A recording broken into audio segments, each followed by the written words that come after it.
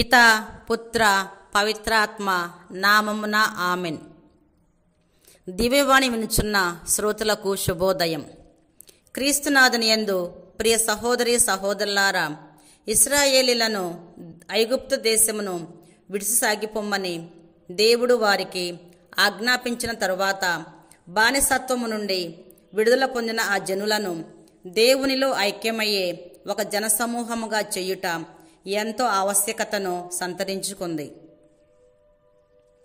వారిని ఎల్లప్పుడూ సేవించు ప్రజలుగా దేవుడు నియమించెను.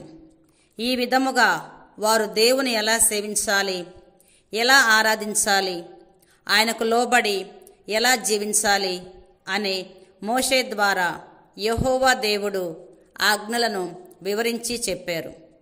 ఈ ఆజ్ఞల సంపుటియే లేవియ కాండము.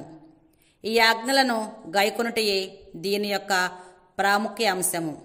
ఇశ్రాయేలీలు ప్రజలకు అనగా తన జనులకు దేవుడు దయచేసిన ఒక చరిత్రాత్మక పుస్తకమే ఈ లేవియ కాండము. లేవియ కాండములో ఇశ్రాయేలీలకు చెప్పబడిన ముఖ్య విషయాలలో ఒకటి పవిత్రముగా ఉండుట. దేవుడు పరిశుద్ధుడు కాబట్టి ఇశ్రాయేలీలు కూడా పరిశుద్ధంగా ఉండాలి. లేవియ కాండంలోని చట్టాలు మరియు సూచనలు ఇశ్రాయేలీలు దేవుణ్ణి సంతోషపరిచే విధముగా మరియు వారు ఎంత పవిత్రముగా ఉన్నారు చూపించే విధముగా పవిత్ర జీవితం జీవించటానికి సహాయం చేయటానికి ఉద్దేశించబడ్డాయి. పవిత్రత అని అనువదించిన హీబ్రూ పదానికి వేరు చేయబడినది లేక ప్రత్యేకించబడినది అని అర్థం. బైబిల్లో కొందరు వ్యక్తులు, స్థలాలు పవిత్రం అని మనం చదువుచున్నాము. దీని అర్థం దుర్మార్గత, పాపం, కల్మషం అంతటి నుంచి వేరుగా దూరముగా ఉండటం అని. బైబిల్లో కనిపించే దేవునికి ఉన్న పరమాద్భుతమైన ప్రత్యేకమైన లక్షణాల్లో పవిత్రత ఒకటి. ఇతర ఏ మత గ్రంథాలలోనూ దేవుని పవిత్రతను గురించి ఇంత ప్రాముఖ్యముగా సంపూర్ణంగా నొక్కి చెప్పటం కనిపించదు.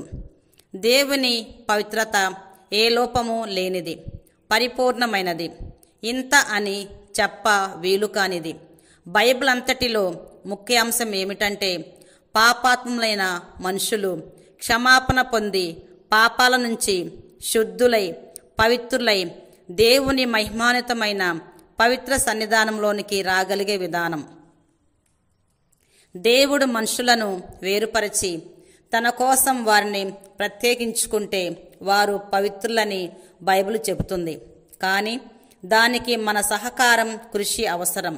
లేవియ కాండము 20-21 అధ్యాయములలో చట్టం ద్వారా నిర్దేశించబడిన నిషేధాలకు అవిధేయత చూపిన వారు కఠినముగా శిక్షింపబడతారు, మరణశిక్ష విధించబడతారు లేదా సంఘం నుండి బహిష్కరింపబడతారు. ఆ సమయంలోని మార్గాల ద్వారా తీవ్రత వివరించబడింది.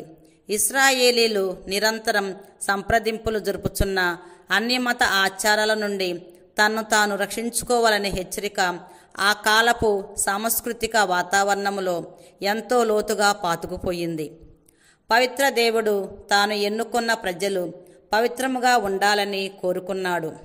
20వ అధ్యాయము 2వ వచనము. మెలేకు పిల్లలను బలి ఇవ్వటం వంటి అన్యమత ఆచారాలు ఇశ్రాయేలులోకి ప్రవేశించాయి. లేవియ కాండం 20వ అధ్యాయము 9వ వచనము. పిల్లలు తండ్రిని లేదా తల్లిని శపిస్తారు. లేవియ ధర్మశాస్త్రం ప్రకారం కూడా తల్లిదండ్రులను శపించినందుకు మరణశిక్ష విపరీతంగా కనిపిస్తుంది.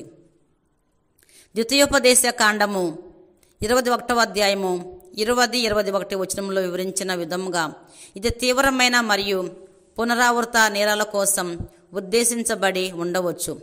పాపం చెడ్డదని మరియు దాని నుండి ఎలా విముక్తి పొందాలో మనకు బోధించినందుకు మనం దేవునికి కృతజ్ఞులమై ఉండాలి. దేవుని బోధనలను అనుసరించటానికి మన వంతు ప్రయత్నం చేయాలి మరియు తప్పు పనులు చేయకుండా ఉండాలి. 21వ అధ్యాయంలో యాజకులు సంబంధించిన కొన్ని ఆదేశాలు ఉన్నాయి. ఇక్కడ యాజకులు ఈ ఆధునిక యుగములో విశ్వాసులందరికీ ఉదాహరణగా ఉండాలి. యాజకులు ఏ కల్మషము లేనివారుగా తమను తాము పవిత్రులుగా ఉంచుకోవాలి.